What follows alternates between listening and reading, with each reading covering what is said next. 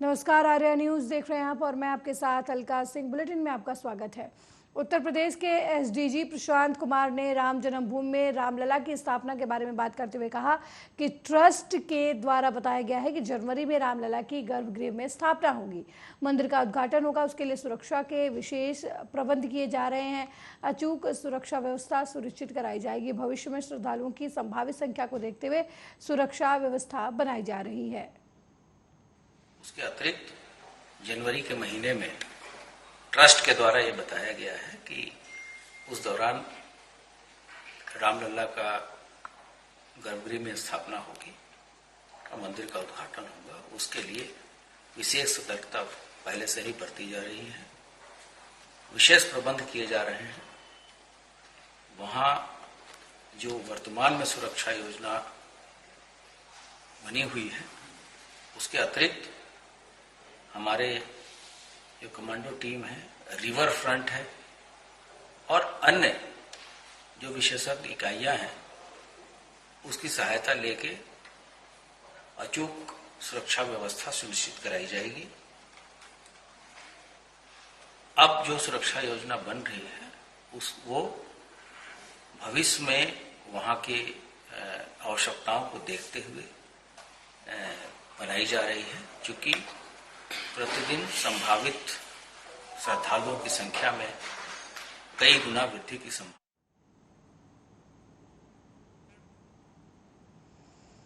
वहीं वाराणसी में ज्ञानव्यापी मस्जिद परिसर के एएसआई सर्वे पर मुस्लिम पक्ष के वकील मुमताज अहमद का बयान सामने आया है। उन्होंने कहा कि एएसआई सर्वेक्षण से संतुष्ट है। कल तक वो हिस्सा नहीं ले रहे थे, लेकिन अब वो हिस्सा ले रहे हैं। एएसआई टीम की सहायता भी कर रहे हैं। Today we are satisfied with the SI survey till, and we are not going to obstruct any portion or part of the SI survey.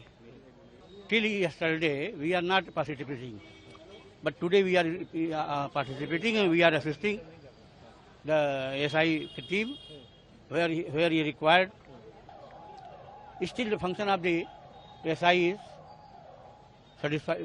satisfied him. Thereafter, whatever it will be, we are satisfied with it. वहीं हरियाणा प्रशासन द्वारा नूंह जिले में SKM सरकारी medical college के पास अवैध रूप से चल रहे निर्माण को ध्वस्त करने पर एसडीएम अश्विनी कुमार का बयान सामने आया है। उन्होंने कहा कि ऐसा मुख्यमंत्री मनोहर लाल खट्टर के निर्देश पर किया गया है। अतिक्रमण 2.5 एकड़ में फैला हुआ था। ये सब अवैध निर्माण था। पता चला है इनमें से कुछ लोगों की हाल ही में झड़पों में संलिप्तता थी। ये आदरणीय मुख्यमंत्री हरियाणा श्री मनोहर लाल जी के आदेशों से कार्रवाई की गई है। ये 2.5 एकड़ में ये इंक्रोचमेंट था और इसमें सारी ये जो भी स्ट्रक्चर थी 45 इसमें पक्की स्ट्रक्चर थी और 15 कच्ची स्ट्रक्चर थी और ये सारी अवैध निर्माण था। और ये जो अभी दंगे हुए हैं उनमें भी इनकी संलिप्तता पाई गई है। इसलिए मनोहर लाल जी के आदेश से हमने प्रशासन ने इन पे कार्रवाई करते हुए इनको जमींदोज कर दिया। हाँ, इनमें से कुछ लोग दंगों से जुड़े हुए थे, बाकी ये निर्माण सारा अवैध निर्माण था ये। और इसको बाद में भी बहुत दिक्कतें होती थी। यहाँ से सड़क पे भी इंक्रोचमेंट आ गया था, तो इसको हटाना बहुत जरूरी था। हरियाणा के उप मुख्यमंत्री दुष्यंत चौटाला का हरियाणा हिंसा पर बयान सामने आया है। उन्होंने कहा कि एसपी नूंह छुट्टी पर थे और एसपी भिवानी को अस्थायी प्रभार दिया गया था। अब उन्हें स्थायी प्रभार दिया गया है। गुरुग्राम में कुछ घटनाएं सामने आई हैं, वहां अतिरिक्त बल तैनात किया गया है ताकि हम तुरंत ऐसी घटनाओं पर काबू पा सकें, दोबारा ऐसा ना हो। मुझे लगता है एडीजी लॉ एंड ऑर्डर ने बड़े अच्छी तरीके से आपको ब्रीफ भी किया है और उसी हिसाब से जो कार्रवाई चल रही है वो चल रही है। एसपी नूंह जो छुट्टी पे थे उनकी जगह एसपी भिवानी को चार्ज टेम्परेरी दिया था, अब उसको परमानेंट भी दे दिया गया है। उसके साथ साथ चुटपुट घटनाएं गुड़गांव जिले के अंदर आई है। एडिशनल फोर्स वहां डिप्लॉय कर दी गई है कि इन घटनाओं को हम तुरंत रोक पाए और आगे इस तरह की घटनाएं एग्रीगेट ना हो, क्योंकि पहली बार इस तरह का घटनाक्रम हमें प्रदेश में देखने को मिला है। सुप्रीम कोर्ट के भी आदेश हैं कि इनके खिलाफ सख्ती से डील किया जाए और जो इस तरह के एजिटेशन भी प्रदेश के अलग अलग एरियाज में लोग कर रहे हैं, उनके खिलाफ भी पैरेलल इंक्वायरी। वहीं सुप्रीम कोर्ट द्वारा मोदी उपनाम मानहानि मामले में कांग्रेस नेता राहुल गांधी की सजा पर रोक लगने पर रॉबर्ट वाड्रा ने खुशी जाहिर की और कहा कि राहुल के लिए, परिवार के लिए बेहद खुशी का क्षण है और हमें अपने देश की न्याय प्रणाली पर भरोसा है। मुझे लगता है कि इस तरीके के फैसले से देश की जनता खुश होगी, उन्हें अदालतों और न्यायिक प्रणाली का अधिक विश्वास होगा, उन पर किसी भी तरीके की सरकार का दबाव नहीं है। राहुल एक मजबूत नेता बनने जा रहे हैं और वो अधिक दृढ़ होने जा रहे हैं। वो लोगों के लिए बात कर रहे हैं जब से वो संसद से बाहर हैं। इस अवधि में मुझे लगता है कि वे अधिक केंद्रित हो गए हैं और वे विपक्ष की सभी नेताओं से मिल रहे हैं जो एजेंसियों और अलग अलग मुद्दों के कारण बेहद दबाव से गुजर रही हैं। I would first say it's a very happy moment for Rahul, for the family, and we have trust and faith in the judicial system of our country. I feel that the country and the people of the country will be happy with this kind of a judgment. They'll have more belief in the courts and judicial system. That they are not pressurized by any kind of government, because everybody feels that this was definitely a vindictive situation, and that people of Rahul's team had to go from pillar to post to get clarity. And Rahul being a leader of one of the leaders of the opposition, I would say that he talks about the wrongdoings of by this government, the BJP government. With whatever's wrong, if it's religion based, or if it's about businessmen who are having a quantum jump, or anything that he feels that is wrong, he talks about it in Parliament. And because of that, there's a hope of there's democracy, that democracy prevails. But now if you're going to, the government is going to find to kind of gag leaders who can speak against the government, and find ways of exempting them from Parliament. Also, I would first say it's a very happy moment for Rahul.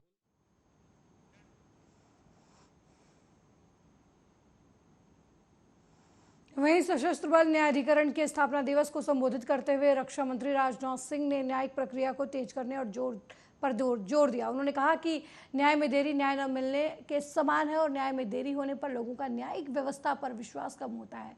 न्यायिक प्रक्रिया को तेज करने के लिए समय समय पर fast track court और ट्रिब्यूनल की स्थापना की जाती है, लेकिन न्यायिक प्रक्रिया में तेजी लाते समय इस बात का भी ध्यान रखें कि इससे न्यायिक प्रक्रिया का उल्लंघन ना हो, क्योंकि जल्दबाजी में न्याय देने से न्याय दफन हो जाता है। और ट्रिब्यूनल आज की केसेस के एक बहुत बड़े बर्डन को भी समय झेल रही है। इस बर्डन के कारण आमतौर पर देश के सामने बड़ी चुनौती यह उभर कर सामने आती है कि न्याय सही समय पर लोगों को उपलब्ध नहीं हो पाता है। कहा गया है कि justice delayed is justice denied, अर्थात न्याय में देरी न्याय न मिलने के बराबर होती है।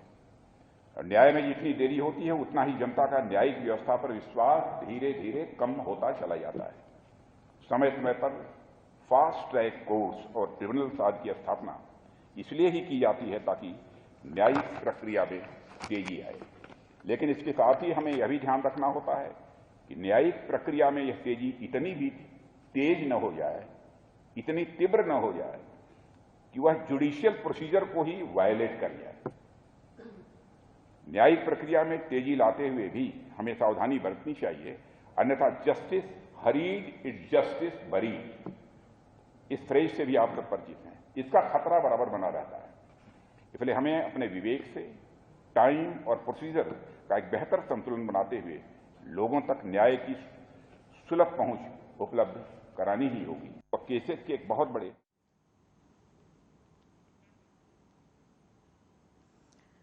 वहीं पटना में बीजेपी पार्षद के पति पर गोली चलने के मामले में बीजेपी सांसद रविशंकर प्रसाद का बयान सामने आया है। बीजेपी पार्षद से मिलने पहुंचे रविशंकर प्रसाद ने कहा कि वो नीलेश से मिलने आए हैं, लगातार उनसे फोन पर संपर्क में थे और इलाज का सिलसिला अच्छा चल रहा है। साथ ही उन्होंने सवाल किया कि वो पूछते हैं कि नीतीश कुमार की पुलिस क्या कर रही है। अभी तक किसी भी आरोपी की गिरफ्तारी नहीं हुई। पुलिस को मामले को गंभीरता से लेना चाहिए और कार्रवाई की जानी चाहिए।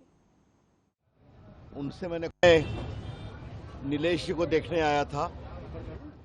मैं रोज अस्पताल से फोन पर टच में था, क्योंकि संसद में व्हिप था, इसलिए मैं नहीं आ पा रहा था। लेकिन रोज मैं सुरेश बाबू, उनके भाई और डॉक्टरों से बात करता था।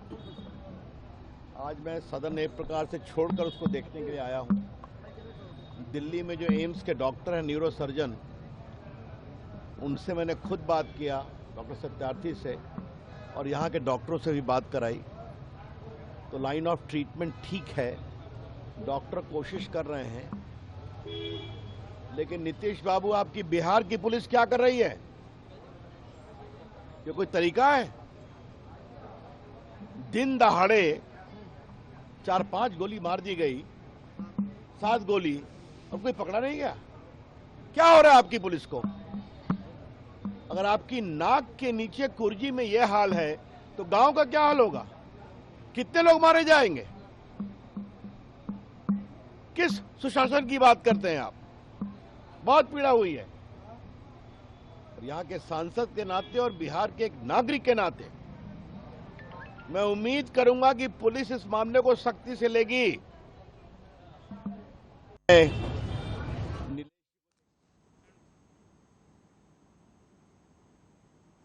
वहीं हरियाणा के गृह मंत्री अनिल विज ने नू हिंसा को लेकर अपने ताजा बयान में कहा कि इस मामले की जांच हो रही है। जिस तरीके से लोगों ने घेराबंदी की, उसके पीछे एक बड़ा गेम प्लान था। लोग मंदिरों के बगल की पहाड़ियों पर चढ़ गए, उनके हाथों में लाठियां थी, किसी न किसी ने लाठियों की व्यवस्था की होगी, गोलियां चल रही थी, एंट्री पॉइंट पर लोग जमा हो गए थे। ये सब एक उचित योजना के बिना संभव नहीं है। कुछ लोगों ने हथियारों का भी इस्तेमाल कर रखा था। ये सब एक योजना का हिस्सा है। गहन जांच किए बिना किसी भी शीघ्र निष्कर्ष पर नहीं पहुंचेंगे। हालात सुधारने के बाद इंटरनेट सेवाएं बहाल कर दी जाएंगी। देखिए, नूह में हमारी पुलिस पूरी तरह से काम कर रही है और अभी तक 102 एफआईआर दर्ज की जा चुकी हैं। 202 लोगों को गिरफ्तार किया गया है, 80 प्रिवेंटिव डिटेंशन में हैं और अभी हम जिनको हमने गिरफ्तार किया था उनको हमने माननीय न्यायालय के सामने पेश किया था और 1 दिन का रिमांड मिला था। तो उन्हें पूछताछ की गई है और काफ़ी बड़ी जानकारियां मिली हैं। गिरफ्तारियां अभी और भी होंगी, लेकिन हमारी पुलिस इस सिद्धांत पर काम कर रही है कि एक भी निर्दोष को सजा ना मिले और एक भी दोषी छूटे ना, कोई भी हो जाए। जो हमें जानकारियां मिल रही हैं, जैसे ये सारी प्री प्लान करके गोलियां चलाई गई, पहाड़ों पे चढ़ के गोलियां मारी गई और सारा कुछ किया गया और छतों पर पत्थर इकट्ठे किए गए, तो सारा हम एक एक की जानकारी ले रहे हैं और उन सब के खिलाफ कार्रवाई करेंगे। जो जांच हो रही है ये सारी बिल्कुल लग रहा है, ये जो सारी जांच हो रही है, इस प्रकार से जिस जंग की प्लानिंग की गई, जिस प्रकार से मोर्चेबंदी की गई, जगह जगह पर मंदिर के ऊपर पहाड़ है, पहाड़ के ऊपर मोर्चे बनाए गए, एंट्री पॉइंट्स पर मोर्चे बनाए गए, ये बिना योजना के थोड़ा होता है, ये अकस्मात थोड़ा होता है।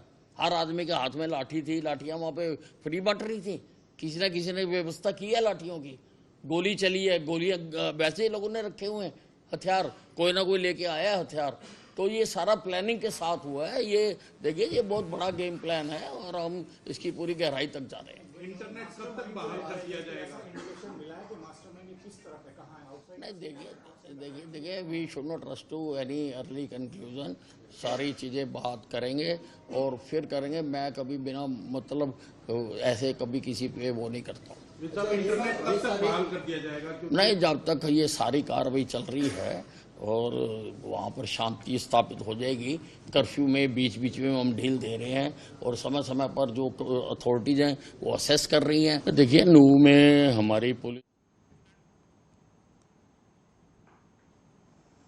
उत्तर प्रदेश के वाराणसी में स्थित ज्ञान व्यापी मस्जिद को लेकर दिए गए मुख्यमंत्री योगी आदित्यनाथ के बयान को लेकर विवाद शुरू हो गया है। इसी बीच भोजपुरी नेता और आजमगढ़ से बीजेपी सांसद दिनेश लाल यादव निरहुआ ने सीएम योगी के बयान का समर्थन किया है। निरहुआ ने कहा कि जब हम कमजोर थे तो किसी ने हमारे स्थान पर अपना नेम प्लेट लगा दिया, लेकिन जब अब हम मजबूत हैं तो अपना नेम प्लेट लगाना गलत नहीं है।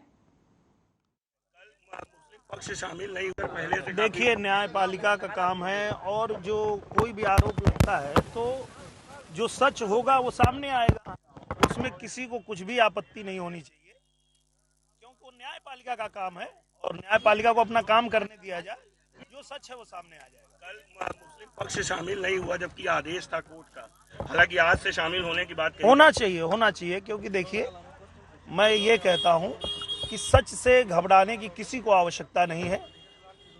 सच की ही जांच चल रही है, जो सच है वो सामने आएगा, तो उसके लिए किसी को परेशान होने की जरूरत नहीं है। क्या राम मंदिर के जैसा यहाँ भी अब चीजें बदलेंगी अगर सच सामने आता है? मुझे लगता है कि वो न्यायपालिका का काम है, न्यायपालिका बताएगी, उसमें हम क्या कह सकते हैं।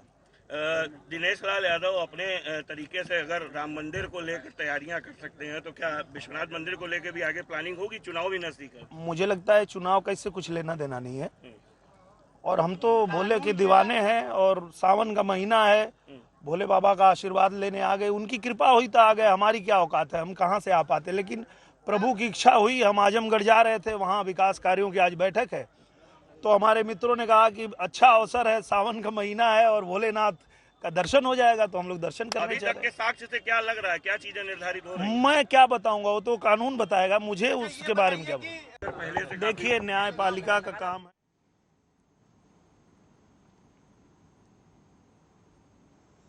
वहीं कला निर्देशक रितिक देसाई की मौत के बारे में बात करते हुए अभिनेता आमिर खान ने इसे दुखद करार दिया। उन्होंने कहा कि ये बेहद चौंकाने वाली खबर है, मैं ये समझ नहीं पा रहा हूँ कि ऐसा कैसे हो गया, मैं इस पर विश्वास भी नहीं कर सका। काश उन्होंने ऐसा नहीं किया होता और इसके बजाय मदद के लिए आगे बढ़े होते। लेकिन ऐसी दुखद स्थिति में हम क्या कहें, ये समझना बहुत मुश्किल है कि क्या हुआ है। ये बेहद दुखद है, हमने एक ऐसे व्यक्ति को खो दिया है जो बेहद प्रतिभाशाली थे। मैं उनको जानता हूँ और ये बहुत ही शॉकिंग खबर हमको मिली है और बहुत ही दुखद ये न्यूज़ है। मतलब मैं तो समझ भी नहीं पा रहा हूँ कि ये कैसे हुआ। मुझे बहुत ज़्यादा दुख हो रहा है, मुझे बिलीव नहीं हो रहा है कि ऐसा हुआ है, और काश वो ऐसा ना करके मदद के लिए if he had reached out, but I guess हर आदमी ऐसे ट्रेजिक सिचुएशन में हम क्या बोल सकते हैं। It's very very difficult to understand what is happened, it's very sad, very sad. नहीं, नितिन जी ने तो बहुत काम किया है अपने करियर में और बहुत ही कमाल का काम किया है अपनी अलग अलग फिल्मों में। He is a very very creative person, very passionate person about his work, so he is a very special person. We have lost someone who is very very talented. सबसे मैं उनको जानता हूँ और ये बहुत ही शॉकिंग।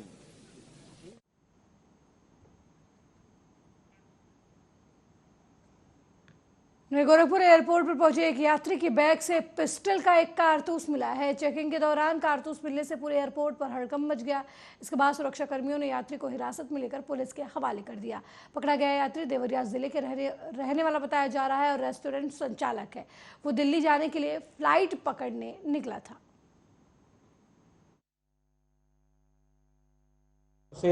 तमाम फ्लाइटें दिल्ली एवं अन्य शहरों में जाती है। कल शाम को गोरखपुर की जो अंतिम फ्लाइट है यहाँ से दिल्ली के लिए स्पाइस जेट, उसकी सिक्योरिटी चेकिंग हो रही थी। उसी चेकिंग के दौरान एक व्यक्ति के बैगेज से एक 7.65 बोर का कारतूस है, एमएम का कारतूस मिला। वो कारतूस का जांच करने के बाद में पता चला, उससे पूछताछ की गई तो उस व्यक्ति ने बोला कि मैं 7 से कारतूस को ले आया हूँ, लेकिन उसके पोजीशन में, उसकी इलीगल पोजीशन में एक कारतूस था और ये एयरपोर्ट के लिए एक सुरक्षा का भी विषय था, इसलिए सुसंगत धाराओं में अभियोग पंजीकृत किया गया है। अभियुक्त को गिरफ्तार कर जेल भेजा गया है। यह उल्लेखनीय है कि गोरखपुर एयरपोर्ट पर सुरक्षा चाक चौबंद है एवं छोटी से छोटी चीज़ें उनको पकड़ने में रिसेंट टाइम्स में भी सक्सेसफुल रहे हैं। तो सुरक्षा के मद्देनज़र एक हाई अलर्ट भी इस मामले में है, वो इशू किया गया है। और से तमाम फ्लाइटें दिल्ली एवं अन्य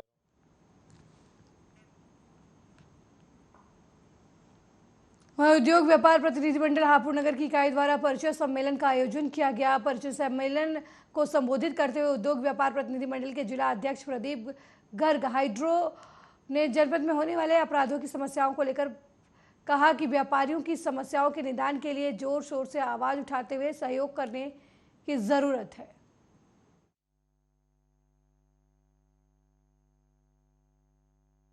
व्यापारी कई तरह के टैक्स देता है, लेकिन सरकार द्वारा व्यापारियों को के लिए कोई भी सुविधा नहीं दी जा रही है। शासन द्वारा व्यापारी को 60 वर्ष से अधिक उम्र के व्यापारियों को शासन द्वारा पेंशन दी जानी चाहिए। वह व्यापारियों का मेडिक्लेम सरकार द्वारा किया जाना चाहिए। इसके लिए हम प्रशासन को लेटर लिखेंगे, पत्र लिखकर उनको अवगत कराएंगे। जो व्यापारी जीएसटी देता है वह रजिस्टर्ड फर्म है। उन व्यापारियों को सरकार द्वारा लैपटॉप व प्रिंटिंग मशीन।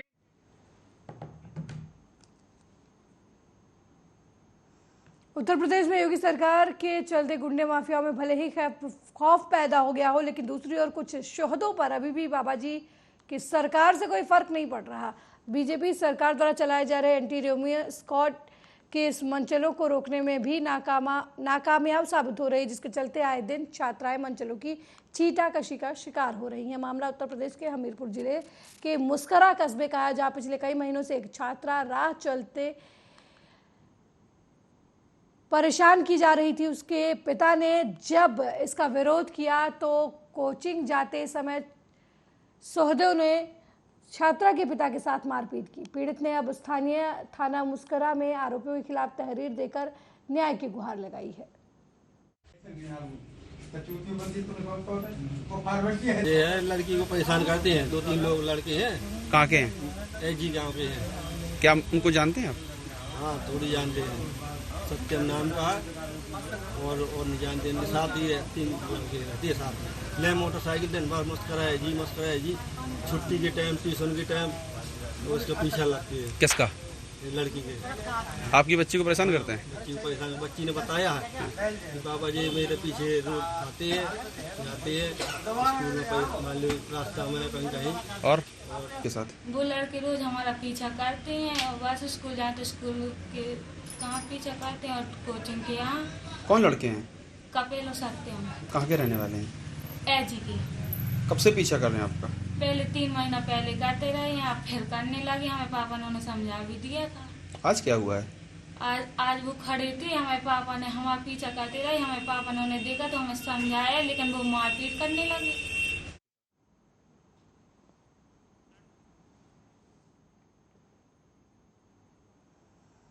वह हमीरपुर में सुमेरपुर थाना क्षेत्र के बजरंग दल के कार्यकर्ता को अज्ञात बाइक सवार युवकों ने यूट्यूब पर सनातनी वीडियो अपलोड करने की धमकी दी और रास्ते में रोककर वीडियो डिलीट ना करने पर जान से मारने की धमकी दी। बजरंग दल के पदाधिकारियों ने थाने पहुंचकर प्रार्थना पत्र दिया है और आरोपियों पर कार्रवाई की मांग की है।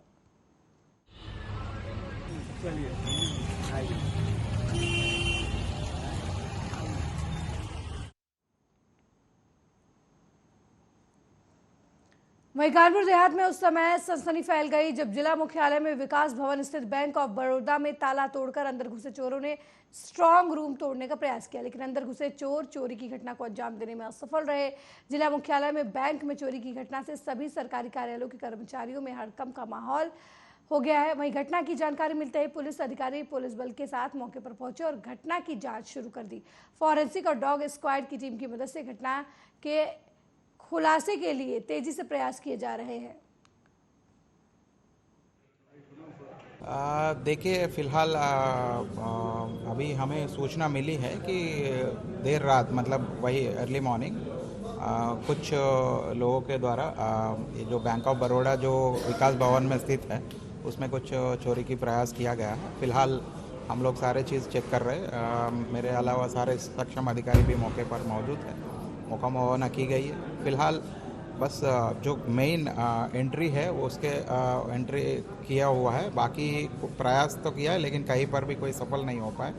हम फुटेजेस भी चेक कर रहे हैं। बाकी हमारे डॉग स्क्वाड, फोरेंसिक यूनिट, अन्य जितने भी हमारे तकनीकी सेवाएं उन सबका भी उपलब्ध हम लोग ले रहे हैं और मेरे ख्याल से जल्दी इसको अनावरण भी करेंगे और आपके सामने, मतलब जो भी सामने आएगा वो विदित कराएंगे।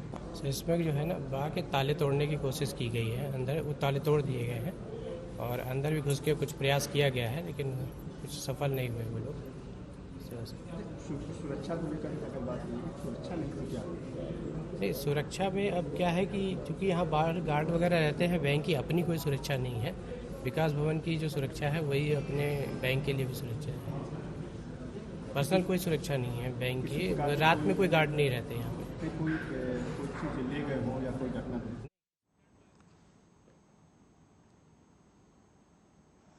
गढ़वा स्थित एक सभागार में डॉक्टर काशी प्रसाद जायसवाल की पुण्यतिथि पर पूरे संध्या पर एक संगोष्ठी का आयोजन किया गया। संगोष्ठी को संबोधित करते हुए मुख्य अतिथि जिला अधिकारी दिव्या मित्तल ने कहा कि मिर्जापुर अनूठा जिला है, ये सहजता का प्रतीक है, सबको अपना बना लेना यहाँ की खूबी है।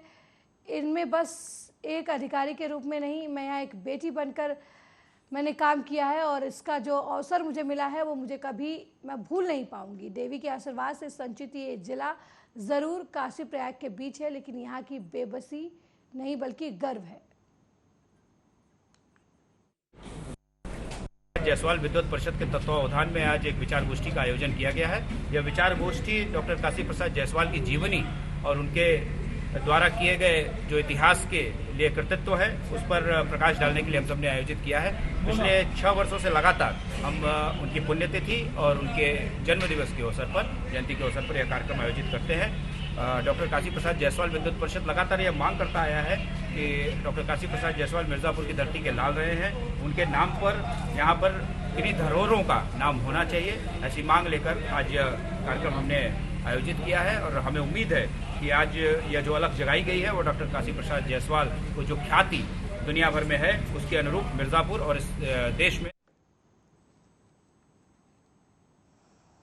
मिर्जापुर के पडरी थाना क्षेत्र के बरजी मुकुंदपुर गांव में जमीनी विवाद को लेकर तमंचा लहराने वाले दबंगों को अभी महंगा पड़ गया। विवाद के दौरान तमंचे के बल पर धमकी देने और दूसरे से बात करते समय किसी ने वीडियो बना लिया। सोशल मीडिया पर वायरल वीडियो हुआ तो संज्ञान लेकर पुलिस अधीक्षक अभिनंदन के निर्देश पर उन्हें गिरफ्तार भी किया गया। तमंचा बरामद कर कानूनी कार्रवाई फिलहाल उनके खिलाफ की जा रही है। थाना पडरी के बरजी मुकुंदपुर गांव में एक व्यक्ति के द्वारा जमीनी विवाद को लेकर अवैध तमंचा लहराया गया है, जिसमें थाना पुलिस के द्वारा मैं तमंचे के उसको गिरफ्तार किया गया है। उस पर अभियोग पंजीकृत कर पुलिस के द्वारा वैधानिक कार्रवाई की जा रही है। थाना पडरी के